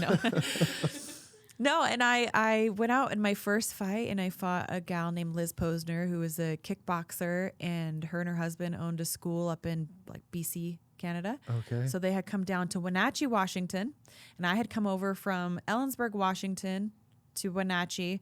I got $50 from my first fight. It was like food and gas, which I was stoked, actually. For sure. So funny. Like how I was like, Felt oh special. man, I didn't even think I was going to get any money. I was so broke. And we're in a boxing ring because, of course, they didn't really do the cages back then. It's on a reservation. Always. Yeah, it's on a reservation, and people are like smoking in the crowd and yelling asinine comments towards the female fighters, and it was that kind of atmosphere. So I went out in the first round, and I remember I took her down so easy. She stood with a really tall stance and her, everything high, and I was like, took her down, and I was like, whoa, because I just in my life had never experienced a takedown that was as easy as that. It's like slicing through warm butter. Okay. And so I took her down, but I think I just like wrestle fucked her the whole time because I didn't know how to do anything else. So I just like laid on her for like 2 minutes. And then in the second round, she came out and she put me in a Muay Thai clinch, and I didn't know what that was. Okay. So I'm sure you know what it was, but in case the listeners don't know, basically it's like they grab on behind your head with their hands, and the forearms go on the collarbone, and they kind of hold your head, and she begins kneeing my face. Yeah. This is new. Yeah. I had no idea what it was. So I'm still trying to wrestle her. So my arms are out like this, and I'm trying to grab her legs, and I'm watching these knees come blazing, up towards my face, past my face. One lands on my forehead. I'm trying to grab her legs, but I don't know how to get out of this because she's got this like pressure on my collarbone. So it's like I can't exactly go through it, but I am driving, trying to get down to her legs. And one comes straight up through the center and clean on, smashes my nose. I hear crunch and then warmth down my face. And I'm still trying to take her down because I don't know what else to do. And I think at that point I'm driving so hard and we're up against the ropes that I kind of managed to like push through this hold she has, and I'm kind of on her legs. But I've been driving down to try to get out of this hold so much that I'm like actually at her knees and like kind of sliding down past her ankle. So she steps 1 foot out and she comes around onto my back and she gets her hooks in. And she's trying to choke me, so I'm like turtle shelled up, I've got my neck tucked into my shoulders, and I'm on my elbows and I'm on my knees, and I'm like trying to just take in what it is, and I'm watching blood pour out of my nose, and I'm watching this pool of blood steadily grow in front of my face. And it was like the most surreal moment while I'm defending this choke and everything. But in that moment, I was really in the eye of the storm. It was like a very calm moment for me because I was really processing like one thought at a time. And it was like, I'm bleeding a lot. Yeah, I'm bleeding a lot and I have to kick her ass now. And that's really when I think the fighter was born, if I'm being honest with you. No shit. That moment right there, because I had a moment to quit. I easily could have been like, tap the mat and be like, done. And I was like, oh no, like this is it. This is it. Like I'm getting her off of my back and I'm going to punch her, the living daylights out of her. How did the rest of the fight go? Well, I did exactly that. I peeled a hook. I hula hooped her off, like got her down in front of me. I mean, that's something I knew how to do from wrestling. And so I was in my comfort zone there, but I don't think I had punched her like at all in the fight. Again, because like I didn't know what I was doing. But in that moment, I was like, no. It's like, now I know. Like, we're in a fight. Like, this is not a wrestling match. Yep. And I had her down in the guard position, so she was on her back, and I stood up to my feet, and I reached to the ceiling, and I just started raining down punches. And I remember there was blood all over her. Like, I was you're pouring on her. I was pouring blood all over her. So I remember blood all over her cheek, and I remember her like this and her arms, and I'm just like, gorilla hammering her away. Just hammer fist coming down. Yep. And the round ended because there were 2 minute rounds. So all this has happened inside 2 minutes. Which is an eternity for even a trained athlete. And here you are just months into this adventure. Yeah. Yeah. Okay. So the round ends. I go back to my corner, and I was staring back into like ghosts because my corner was like, they did not know what to do. So just a bunch of college kids that invited you there. Now they're in the middle of this bloody ass fight. A woman's fight, because they didn't do that back then. So it's one thing to see this from a man, but they were really taken back at the fact that I had like this broken nose and blood all over me. I looked like this insane savage warrior woman, but they were men and with the protective instinct. So they didn't know. So they're conflicted on it. They're very conflicted. And someone throws a towel in on my behalf. I didn't want that. I was ready to go out there. Yeah. Because I knew in that moment I believe I had broken her in that moment. Because I saw the look on her face and she was like, oh shit. Like if I did that and she's like in the condition that she's in and she's coming back stronger and she's now like turned the tides of this fight. I really like pushed a button, and I knew like she knew what was going to happen in round 3 for sure.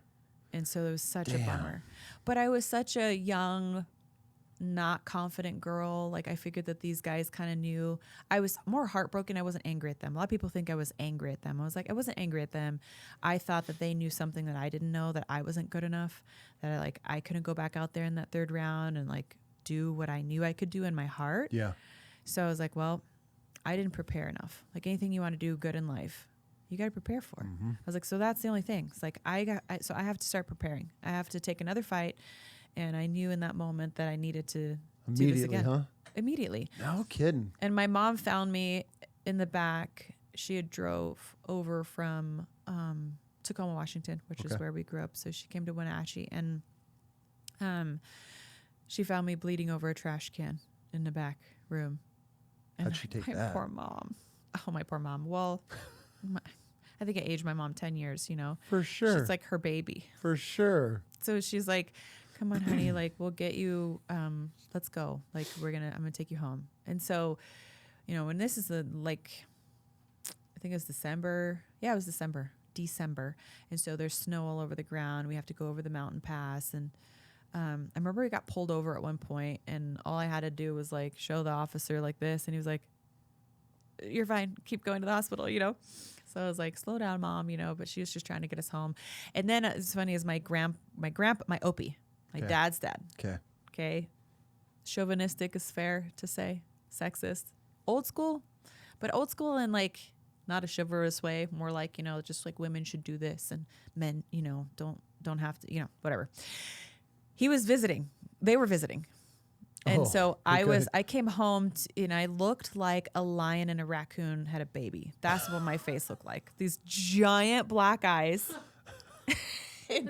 and my nose had none of these indentations. It was just like square out to my cheeks, So I was like, had a big flat lion nose. And I remember having to see my grandparents, and like, it was like the worst combination of everything. And I remember hearing the talks like, you know, you shouldn't, like, why are you letting her do that? And they were like scolding my parents and my dad. And my mom's like, let her, like, she's 19 years old. Like, what are we gonna, you know, what are we gonna say? Well, hopefully she learned, you know, good. Thank God she learned her lesson and it wasn't worse. And I just remember thinking to myself, because like I was upstairs and I just remember I was sitting at the top of the stairs, like listening to them talk about it. And I was just like tail between my legs. I was like so embarrassed, but I knew I was going to do it again. Oh yeah. I knew nothing happen. I was like, I'm going to prove them. Like I'm going to go out there and at least win a fight. I need to know like that I can do this. And I felt robbed in the opportunity to win that fight. So I was like, there's no way that I'm leaving this sport. So I think I only had the intention of doing it like one more time. No It kidding. wasn't like I was like, oh, there was no career for women. And this wasn't even a thought. This wasn't even no, there was nothing. Yeah. There's nothing.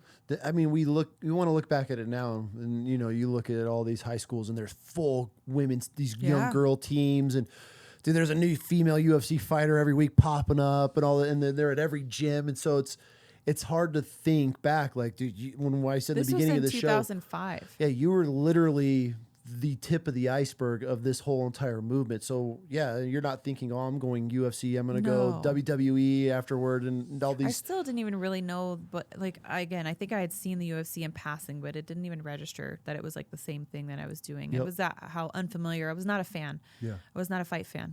Yep. So for me, there was no opportunity for women. There wasn't even hook and shoot and bow dog, like for the old school fans. That didn't even exist yet. Like at that moment in time. No shit. It might have just been coming on the scene right around that, maybe like 06. I don't think that it was there like when I had that fight. If it was brand spanking new with having any female fighters on it. And there were a couple fighters that were a little bit older than me that had been doing it maybe like a little bit longer than I had at that time. But there was no Strikeforce for women. There was no UFC. There was none of that. Nothing. No. So like female fighting just wasn't a thing. Okay, so you go in, you wanted to get one more fight to feel what it was like to win. How did this go? I won. Yeah. That was it? Yeah. You got a taste? Yeah. No, I won. I was dominant. I think I went out and I took the girl down and I TKO'd her. So, and then I was like, you got a taste of it. Yeah, I was like, I got to keep doing this. I love it. So where did the transition go from high school wrestling, screwing around at college and some MMA stuff, to now you're like a prospect or getting even talked to or talk about the UFC? When did that start to come into play? It was a long time.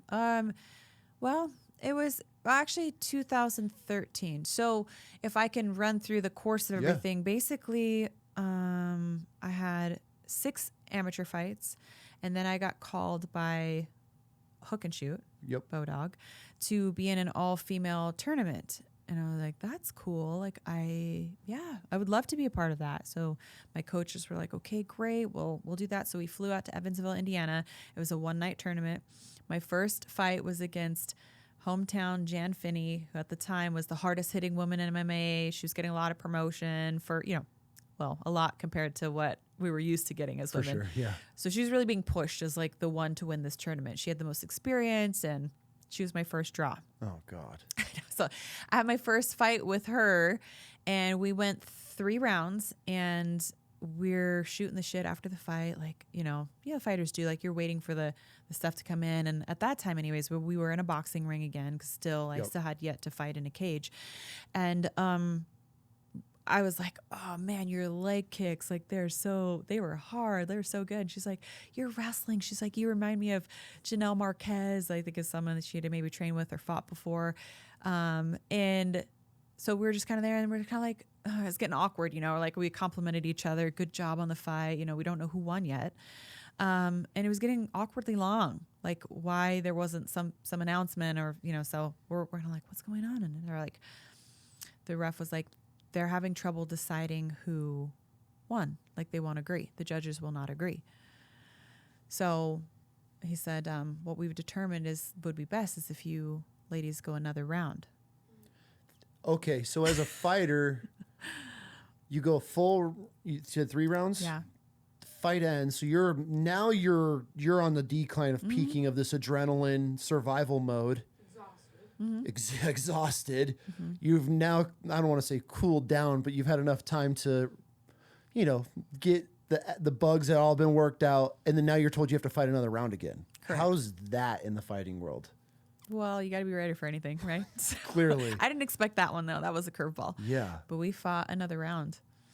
You fought your ass off then. Yeah, huh? I did. And I remember my corner at the time, like, if you can give me one, I mean, because we're tired, like, and I had a horrible weight cut because I did not know how to cut weight. And Yep. I had been struggling with an eating disorder at the time. So I was just puffy and low of energy. I was not doing things right by any means. So I cut a lot of weight and I was in the sauna a lot and I barely made the weight and I suffered. I really struggled in that weight cut. For sure. So after 3 rounds, I'm pretty tired, but luckily I'm young, I'm maybe 20 at that point, 20, 21. And, so I go back and she goes back to her corner and ding, we fight another round. And at the end of that, we're like, whew, okay, wow. Good work, kind of complimenting each other again, kind of waiting, twiddling our thumbs. And Don't we're like, tell me it happened again. the referee is over there and there's all this conversation. We're like, scratching our heads like, oh gosh, okay. So the referee comes over and says, okay, the judges will not agree on who has won this fight. So you have 2 options. Either you can fight one more round or you can allow me to make the decision. Why you? Well, not me. I'm sorry. As the referee, I'm speaking as the referee. Oh, he's just so the gonna referee. pick? Yeah, the referee was like, he was telling us you can either both choose to fight one more round, or the judges, since they won't agree and they are in like major debate. Again, we're on like a reservation. This is not like there must have been 4 judges or one judge that saw it one way and they would not. They were all friends or something. They were just like, this is bullshit. Like they would not agree. Do you think they were just trying to get her because she was the hometown favorite, and then Maybe you were actually holding your own and you were supposed to just be walked over? like maybe one of them was like, you guys, this is bullshit. Like this girl wasn't supposed to win, but she is. And like, you can't give it to, maybe there was one person or I don't know, 2 people advocating, or maybe there was an even number of judges. I honestly don't recall, but what I know is that we fought a 4th round and it's nowhere on the record. It's like, if you look, it says we only fought 3 rounds and that footage of the 4th round doesn't exist. Yeah, it doesn't show. So it's like it never happened, but it did. And I think it made them look bad because it was a tournament. Yeah. Like one of us had to fight again.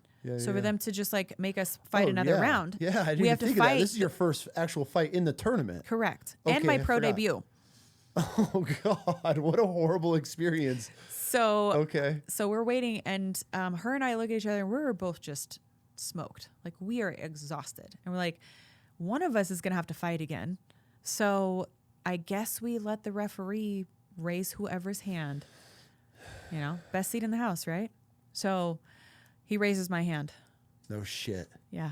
And I just, fell to my knees and I was just like, oh my gosh, I took out the one. Like I took out the number 1 seed. Like I should have this, right? I should have this. But I fought Caitlin Young, who is a phenomenal kickboxer. And this is nothing against her, but in her first fight, she fought a girl that had never fought before. And she knocked her out inside of a minute.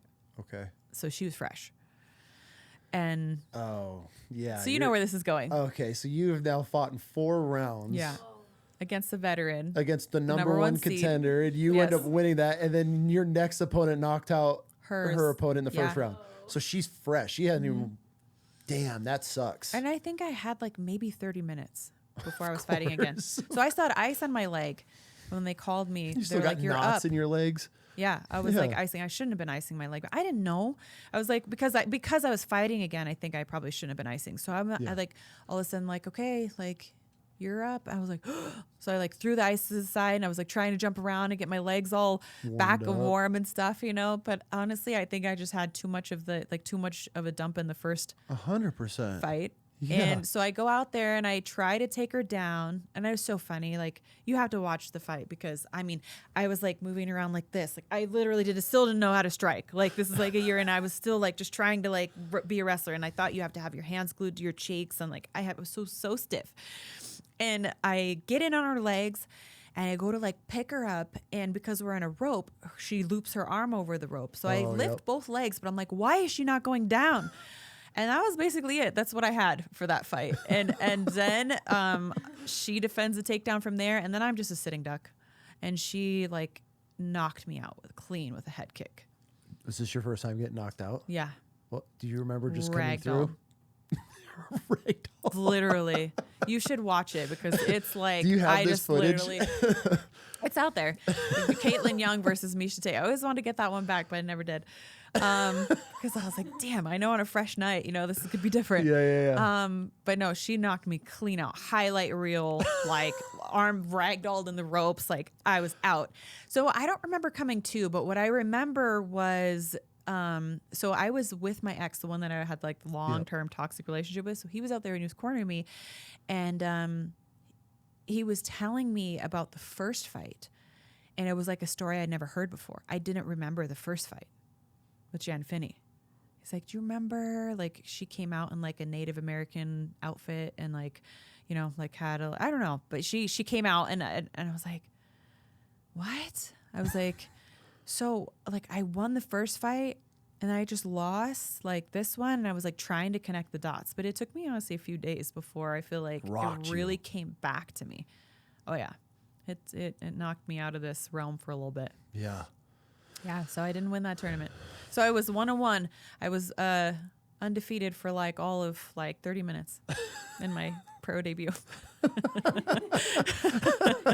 Hey, I mean, it worked out for you. It worked out. It worked out. It worked out. It was good. It was good contrast. I got to experience, the good, the high and the low all in the same night. For sure. Then from there, I mean, it was just off to the races of just tournaments and learning and bettering your skills, or what? So my next fight was in Strikeforce. Okay. And how big was Strikeforce then? Was it pretty new? They had been around for a while, but they had just started in 2008. So this was 2000, let's see, 5, 6, 7. Yeah, it was sometime like maybe November of 2007, I think was when this pro tournament was. And then they started having female fights right around the same time too. They only had a few. Yeah. So Elena Maxwell and Gina Carano fought. Yep. And Gina won. And Elena Maxwell is a 2-time K1 kickboxing world champion training under Kung Lee from San Jose, which is where, she was Elena Beef Maxwell, She was like, at that time, she's like her lower, like her hips and legs were just like beefy. And so Strikeforce is based out of San Jose. So you get the picture. They find me. I just been knocked out by Caitlin Young. Okay. So they find me somehow. I was training under Dennis Hallman at the time, which I don't know if you know, but he fought in the UFC for a little bit. And so I was training there, and somehow I get the opportunity, I don't remember how this happened, but to fight her next. So right after getting knocked out from Caitlin, I get the biggest opportunity of my life to fight on HDNet. I think it was on HD. Yeah, it was on HDNet. So this is huge. Yeah, 2008. For Strikeforce, and it's a one-off contract, so they're not even fighting. They're not signing me to like be a fighter of theirs. Like I am coming in to lose to Elena Maxwell in her hometown, and I'm fighting up a weight class. So I'm fighting 145. God, they're just throwing you in the lion's den. Totally, and I was terrified. Rightfully so. I was terrified because I had just gotten knocked out, and I'm like, on paper, Elena's a better kickboxer. She's more accomplished than Caitlin on paper, and I'm fighting her up a weight class, and my coaches think that this is a good idea. So I'm like, okay. I trained so hard. Like I trained like a mad woman because I was so scared that if I left one stone unturned, like she was going to head kick me and knock me out too. And I desperately did not want that to happen again. Yep. So I worked so hard, and I went down there, and I was like a fly on shit. Like I was like glued to her. Like as soon as the bell, like we touched gloves, and I would just like run and like stick myself to her because I wanted no space. And I took her down, I think in the first like 15 seconds of almost every single round.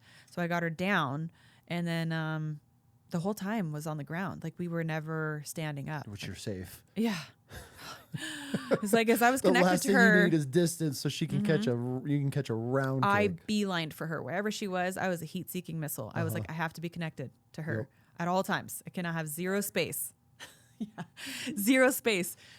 So I took her down, and I almost got her in an armbar, I think, in the second round. It was like fully extended, and it kind of looked like she tapped if you look at the video, but either way, like the bell rang like a second or two later. We went all 3 rounds, and I won the decision. Oh, no shit. How did that feel? So good. Like, it was redemption. Is there... I asked this question because I got to watch points in my daughter's fighting careers where you have the doubt and you're like, oh, they're so much better. And then those wins level you up. Was that one of those like, oh shit, I actually, yeah, I am. Because I watched that happen with my daughters where there's like, hey, you're cleaning house in all these tournaments. Like when are you going to start believing in yourself? And there comes that point where it just clicks, where it's like, okay, I am this woman. I am this fighter. Was that this moment, or did it take more? It took more. It took more? It took more. Yeah. Really? I was relieved. That's what I was in that moment. Okay. I was scared. And then I was relieved. I was like, oh, thank God. I still didn't even know if I was that good, but I was like, thank God I survived. Like, I just thought I survived. I was like, whew. I didn't get knocked out. That was the win. So, yes. And then this is hilarious hearing it from this point of view, because you just look, you're like, there's just the baddest freaking chick to walk in the ring, and then it's like you're over here like, oh my God, I survived. Yeah, okay. Honestly, I was just happy I survived, because I thought I might have the same fate happen again. Okay.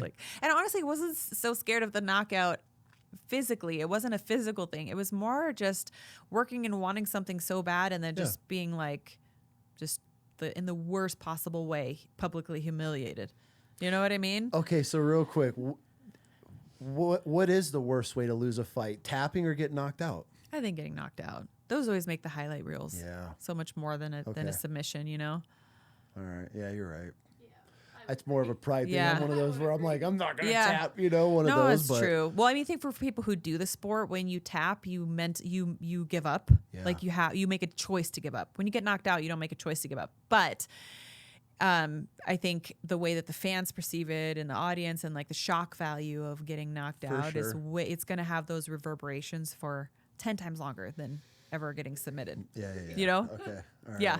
So it's terrifying ending up on a highlight reel when you're on the receiving end. Correct. Okay. Yeah. So that's motivation for a fighter. I did not want to lose. I was like, please, dear God, tell me that I did enough to, beat this beefy woman in her hometown up a weight class.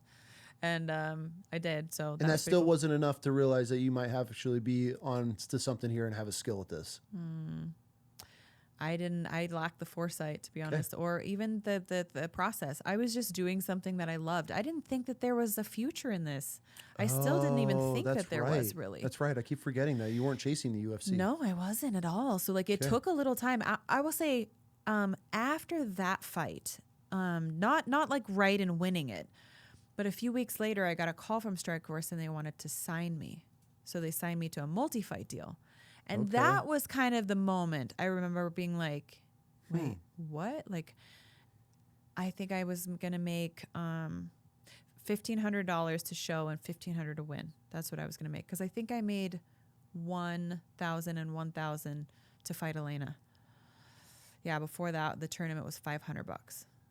You got $500 if you won, and I think maybe nothing if you lost. So now that you're like, oh shit, okay, I'm I'm enjoying this. Now I get to make a little money. I was like, this is kind of official. Like, this is like getting hired for a job. This is like, I'm contracted. What? And you're ready to now. I mean, are you processing? Okay, Strikeforce is wanting me to jump on in this multi-fight contract. Like, is this something that I want to pursue, or did you give it much thought, or was this something that you were 100%? It was a no-brainer for me. Okay. Yeah, I was in. Okay. I was like, this is great. You mean that I can do this and actually make a little bit of, because that was good money for me back then. Yeah. $1,500. I was like, so if I win, I get $3,000. I was like, yes, sign me up. So I was there for it, and I fought Zoila Frosto from Fresno, another hometown girl, striker, and I beat her, submitted her in an armbar, and then I fought. I was supposed to fight Kim Couture, who was Randy Couture's wife at the time, and that dude is terrifying by himself. Oh my gosh, yeah, I'm like, honestly, like, undercover one of his biggest fans. I love Randy Couture, and he was the first person in the sport that I modeled myself after, or like looked up to. Okay. I remember after having my first fight, never really watching the UFC, I kind of got into the culture, and so they invited me over, and I watched Randy Couture fight, and I was like, that guy. I was like, that's my inspiration. That's who I want to be. I want to be him, because he was so humble and he was so amazing and and he was a wrestler. I was like, wow. I was like, that's my person. Like, that's who I want to be. And then I ended up training at Extreme Couture. That's where I've been for most of my career now. So No shit. Randy's just like one of the nicest people. So humble and That's such awesome. a badass. It's good Still to to hear. this day. Like, he pops in there and like I'm like, get so excited when he comes in, because he's always got such great stuff that he shows. Yep. Such great upper body lock stuff. So I fought so I was supposed to fight his wife, which they were going through divorce at the time. And so she ended up pulling. And then I fought Sarah Kaufman, who was a savage. She had way better takedown defense. And I only got her down in the second round. And otherwise, she kind of battered me up and I lost. And then, I don't know, from there, I just kept fighting. I was the longest signed female to Strikeforce prior to going to the UFC. So, yeah, What an accomplishment. it was pretty cool, huh? So you're working your way through the ranks. You're slowly building a name with Strikeforce. What was the moment when the UFC reached out? It was after I lost to Rhonda. So, yeah. Can we talk about Ronda real quick? Sure. We Yeah. all hated each other. Yeah. Do you still hate each other? No, I've let go of hate. I don't think that's a word, but I'm not like her biggest fan or anything by any means, I still like carry the opinions that I have, which is that I'm grateful, honestly, very grateful to have a rival like her in my career. I mean, if you're going to have a rival, Let it be. Yeah. She was fucking A, perfect. right? Yeah. She was perfect. And what a perfect match for two women from two different styles, then to have this rivalry for the sport, which drew so much attention to you two just at each other's throats over everything. it was perfect. Yeah, it was. I honestly I would not go back and change it if I had the chance to do that, because I learned so much through that rivalry. Where did it start? What was the moment where you were like, man, fuck this bitch?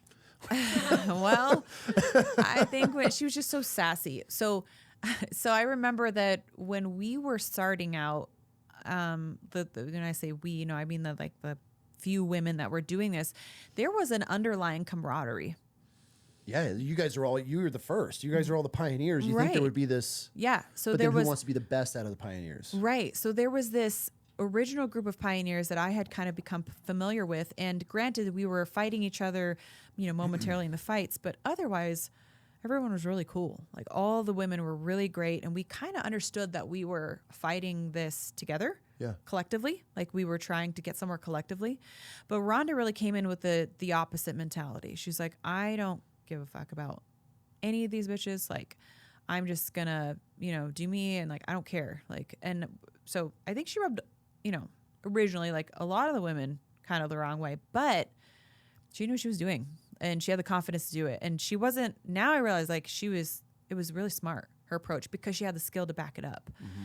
But if you were one of the women who like started this sport and you had been doing this for a while, and like you always were used to like the women being having sportsmanship, you were kind of like, who does she think she is? Like, so disrespectful. But then we ended up fighting each other. I was the champion at the time. I fought Marloes Kunin, another veteran, somebody that I idolized. And there's one time in my career only one time that I ever thought, I hope I don't have to fight that person. And it was like a momentary thought, but like an intrusive thought. You just get it, and you're just like, I shouldn't have had that thought. Like, that wasn't right. But it was a real thought, and it was against Marloes Kunin. I watched her fight Cyborg. And as impressed with Cyborg as I was, for whatever reason, I was more impressed with Marloes. Really? Yes, because Cyborg is terrifying. Well, she is terrifying, and I think I knew that, and she was running through women. I mean, like, running through. It was, and they were all like getting scared, but Marloes was not scared.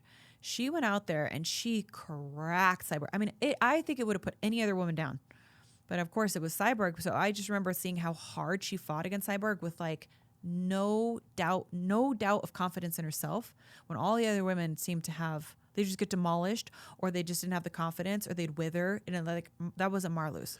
You know what? You saying that, I wonder if because you're in the sport long enough, you can tell immediately when somebody's in or out of it. Yeah. And you're watching these women step into the ring with Cyborg, and there's almost, I'm sure you could pick up on this fear and terror in their eyes, which dude, if I'm a grown ass man and I cross her in a freaking alleyway, I'm turning around, right? Like, let's just call spade a spade. That woman's terrifying. But the fact that you saw her opponent, just the look in her eye of, you're going to kill me or I'm killing you when we come out of here. That's more terrifying than who's they're fighting. When almost the kamikaze mentality where that woman is looking at this cyborg with zero fear in her eye. How's she going to look at me? 100%. That was what it was. Cause like we knew Cyborg had every right to have that confidence. Yeah. Marloes didn't, but she did. And I loved it. But it was like so I was so in awe of her, and I was so inspired by her tenacity and like that kind of like, where did that come from? Like, that's not, who are you? You know, like born? Is that trained into you? You're a savage. Like you're a warrior. Like you have all my respect. And so I kind of idolized her in a way. For sure. And so in that moment, early on in my career, I think I'd only had like maybe 2 fights in Strikeforce, maybe. And I saw her fight Cyborg, and I was like, wow. I was like, I hope I never have to fight that woman. And I was like, that was an intrusive thought. And then a couple of years later, I was fighting her for the title. And my whole perspective had totally changed. I was ready then. Yeah. I knew. I was like, okay. Like when your idols become your rivals. It's the greatest accomplishment. It's the greatest accomplishment. And you're doing it right. And I was so excited to be there with her, fighting her, because I was like, this is a dream. Like, this is what I wanted. I wanted to be on her level. And at the time when I saw her fight Cyborg, I wasn't yet. But I worked my ass off, and I was inspired by her, and I was inspired by Gina, and I was inspired by all these women around me and men. You know, like there wasn't that many female role models for me, especially really early, like prior to Strikeforce. So it was Randy. Yeah. You know, it was men were my role models. And then these women came along, and I was like, wow, they're so inspiring. That's like how I want to be. And then I ended up fighting her, and I ended up beating her in the 4th round with a Von Flue choke. A what? No, it was a Von Flue choke. I lied. It was a head and arm choke. Okay. Yeah. But a Von Flue choke is kind of similar in the sense that you put the pressure on the shoulder, like the shoulder and the neck. But it's like, you know, when someone gets you, what's the other thing that they call it? A phantom choke? Oh, okay. Yeah. Okay. Phantom choke. But that wasn't true. I did not beat her with that one. I beat her with the head and arm choke.